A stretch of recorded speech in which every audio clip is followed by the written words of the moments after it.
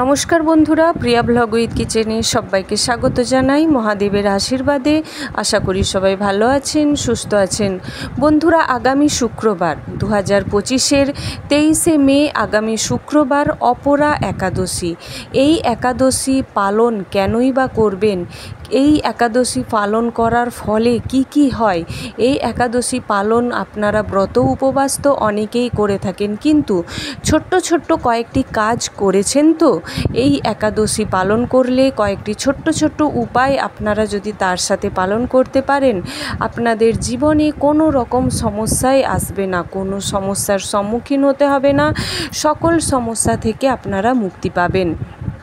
এই একাদশীর মানেই হলো আপনি যত রকমের পাপ করেছেন সেই পাপ থেকে মুক্তি। তার সাথে অপরা একাদশীর মানেই হলো সমস্ত রোগ জ্বালা থেকে মুক্তি। তো বন্ধুরা, আসুন ভিডিওটি শেষ পর্যন্ত দেখুন। আশা করছি ভিডিওটি আপনাদের অনেক উপকারে আসবে। ভিডিও ভালো লেগে থাকলে অবশ্যই ভিডিওর শেষে একটি লাইক করে জয় মা লক্ষ্মী বা ওম নমো নারায়ণা বা ওম নমো ভগবতে বাসুদেবায় নমো বলতে কিন্তু একদম ভুলবেন না। বন্ধুরা, অপরা একাদশী আগামী শুক্রবার 23শে জুন, 23শে মে আর 24শে মে হলো তার পারণ।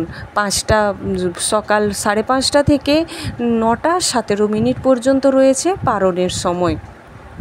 এই একাদশী বলা হয়ে থাকে বন্ধুরা, শাস্ত্রমতে অপরা একাদশী পালন করলে কেদারনাথ বদ্রীনাথ দর্শনে যেই ফল হয় সেই ফল কিন্তু এই একাদশী পালনে হয়ে থাকে।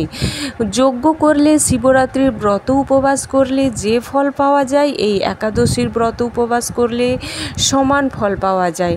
তাছাড়াও বন্ধুরা, যারা বলা হয়ে থাকে ভূতেরাও যদি এই একাদশী পালন করে থাকে, তাদেরও সমস্ত পাপ থেকে তারা মুক্তি পেয়ে পুনরায় জন্মগ্রহণ করতে পারেন। তাহলে বুঝতেই পারছেন এই একাদশীটি কত গুরুত্বপূর্ণ একটি একাদশী। বন্ধুরা, জ্যৈষ্ঠ মাসের কৃষ্ণপক্ষের একাদশী তিথিকেই অপরা একাদশী তিথি নামে পরিচিত। তো এই তিথির দিনে কি করবেন, কোন কাজগুলো করা অত্যন্ত জরুরি। বছরে বন্ধুরা একাদশী তো অনেকই আসে, কিন্তু বিশেষ কয়েকটি একাদশী অত্যন্ত গুরুত্বপূর্ণ। তার মধ্যে এই একাদশীটি অত্যন্ত গুরুত্বপূর্ণ। এই একাদশীর দিনে আপনাদের প্রথম কাজ হলো একটি মাটির কোনো পাত্রে জল তার আগের দিন রেখে দিতে হবে। মাটির ঘড়া বা মাটির ঘটিতে জল রেখে দিতে হবে। অপরা একাদশীর দিন সকালবেলা উঠে ওই জল নিয়ে আপনারা আপনাদের মুখ্য দরজার চৌকাঠ পরিষ্কার করবেন। তারপর সেখানে একটু হলুদ গুঁড়ো ছিটিয়ে রাখবেন, সেখানে কিছু ফুলের কুচিও ছিটিয়ে রাখবেন, আর একটি প্রদীপ জ্বালাতে কিন্তু একদমই ভুলবেন না। মনে রাখবেন বন্ধুরা, যদিও সকালে যদি প্রদীপ জ্বালাতে নাও পারেন, সন্ধেবেলায় কিন্তু অবশ্যই প্রদীপ জ্বালাতে কিন্তু ভুলবেন না। দ্বিতীয় যে কাজটি হলো বন্ধুরা, এই দিন যারা একাদশী তিথি পালন করবেন অবশ্যই জল দান করবেন, কারণ চলছে এখন গ্রীষ্মকাল। যদিও বৈশাখ মাস নয়, কিন্তু এই মাসেও রোদের যে প্রখর দাবদাহে সকল মানুষকে যদি আপনারা জল দান করতে পারেন, আপনাদের কিন্তু অপরিসীম ভাগ্য আপনারা লাভ করবেন। কাজেই জল দান এই দিন মহৎ দান। যেখানে পারবেন, যদি পারেন সিলওয়ালা যে বোতলগুলো হয়, মুখটা সিল করা ছোট্ট বোতলগুলো, এই বোতল আপনারা প্রচুর দান করতে পারেন। আপনাদের যেমন সামর্থ্য আপনারা তেমন দান করবেন। কেউ 50টা বোতল দান করতে পারেন, কেউ 100টা বোতল দান করতে পারেন, কেউ বা আবার 5টা বোতলও দান করতে পারেন। আবার দেখা যাচ্ছে আপনাদের কারোর বোতলে দান করারও ক্ষমতা নেই। আপনারা কি করবেন, ছোট্ট একটি মাটির ঘটিতে জল নেবেন, খাবার জল, ওটা নিয়ে গিয়ে আপনারা যে কোনো ঠাকুরের মন্দিরে গিয়ে রেখে আসুন। তাছাড়া যদি আপনাদের সামর্থ্য থাকে, যে কোনো মন্দিরে, যেই মন্দিরে লোকজন আসা যাওয়া করে, একটি মাটির ঘড়া নেবেন। মাটির ঘড়া ভালো করে ধুয়ে পরিষ্কার করে এক ভর্তি জল আর একটি জল খাওয়ার কতকগুলো প্লাস্টিকের গ্লাস আর ওই মাটির কলসিটা একটু ঢাকা দিয়ে তার উপর গ্লাসগুলো রেখে চলে আসুন।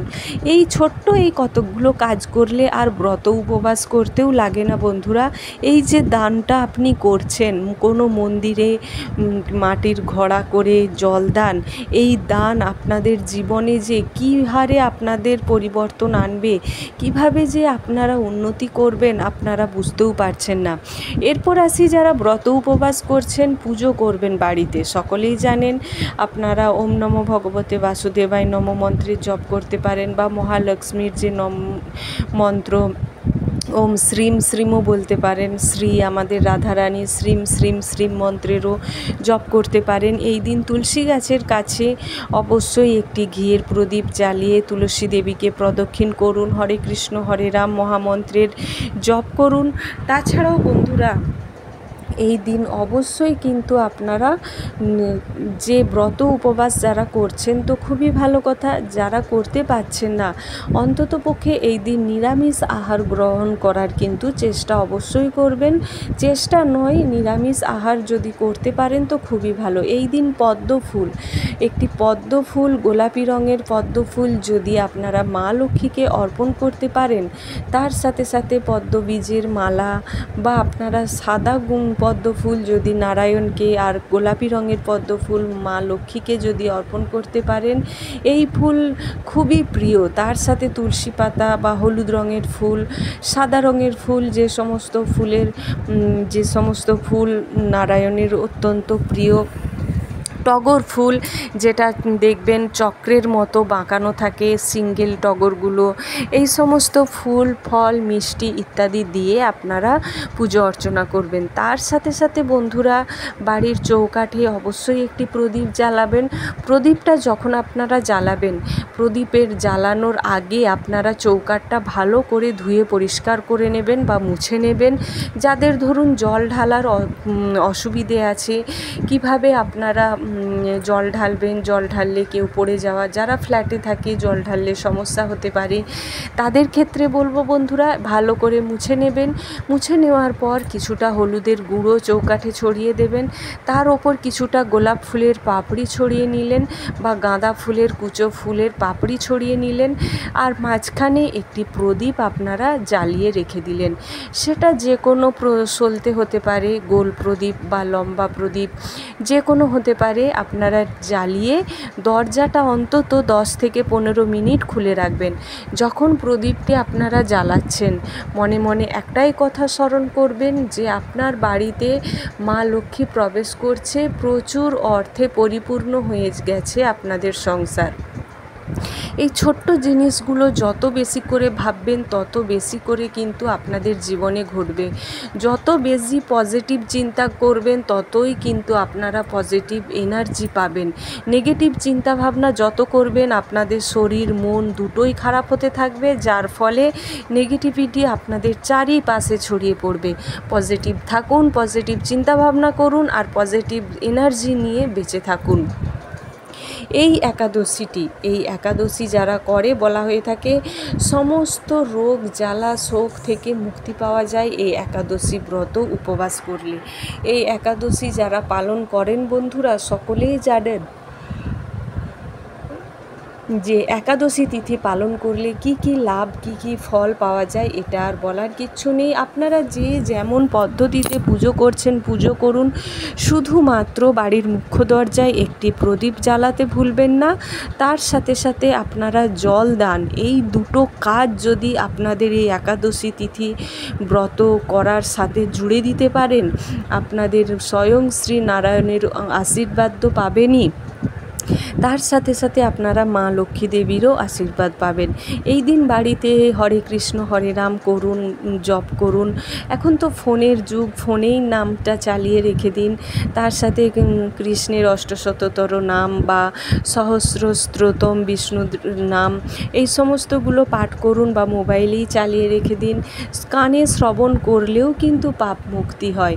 তো বন্ধুরা ছোট্ট ছোট্ট কাজগুলো করতে ভুলবেন না। আশা করছি ভিডিওটি আপনাদের অনেক উপকারে আসবে। ভালো লেগে থাকলে অবশ্যই একটি লাইক করে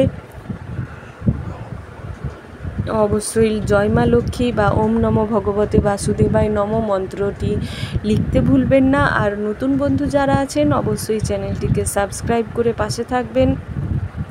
এই ধরনের ছোটোখাটো কিছু ভিডিও বা টিপস পাওয়ার জন্য আমি সাধারণত আমার চ্যানেলে এই ধরনের পুজো পাঠ রিলেটেড কিছু ভিডিও বা কিছু টিপস টোটকা শেয়ার করে থাকি, যেগুলো আমি করে উপকার পেয়েছি।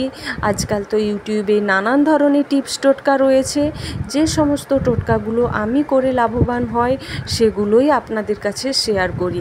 আশা করছি বন্ধুরা ভিডিওটি আপনাদের ভালো লাগবে। লাইক শেয়ার কমেন্ট করতে ভুলবেন না। নমো নারায়ণা।